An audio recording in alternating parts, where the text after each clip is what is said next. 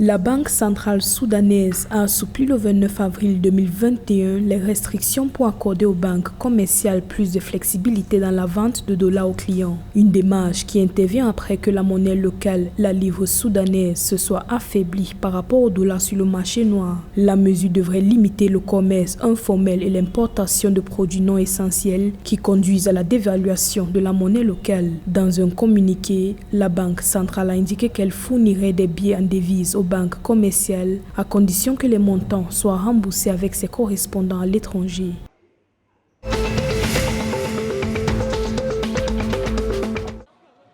Les autorités sud-soudanaises ont annoncé que la monnaie locale a retrouvé sa valeur d'environ 20% suite à la mise en œuvre par la banque commerciale de nouvelles politiques monétaires. Ces mesures incluent notamment l'injection de 5 millions de dollars chaque semaine dans les banques commerciales afin de freiner la flambée de l'inflation sur le marché local ainsi que des stratégies de stabilisation des taux de change. Le gouvernement sud-soudanais travaille à ramener les prix des matières premières au minimum et a annoncé que la devise nationale sera bientôt remplacée par une autre monnaie.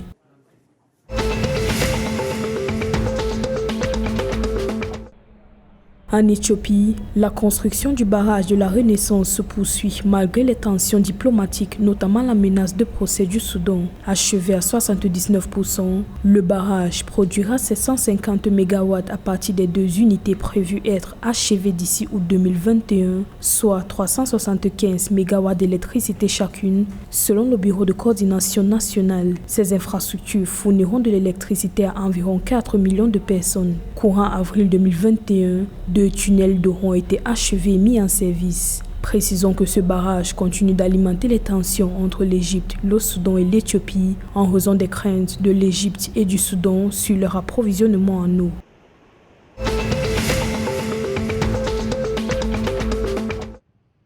Le gouvernement kényan prévoit de débloquer 8 milliards de dollars pour renforcer la lutte contre le changement climatique sur les 10 prochaines années. Les fonds soutiendront l'adaptation au changement climatique dans les secteurs de transport, de l'eau, de l'énergie et des infrastructures. Le financement sera également utilisé pour la conservation des forêts et la gestion des déchets. Au cours des derniers mois, le Kenya a subi la montée des eaux du lac Baringo et de l'île de Longicharo.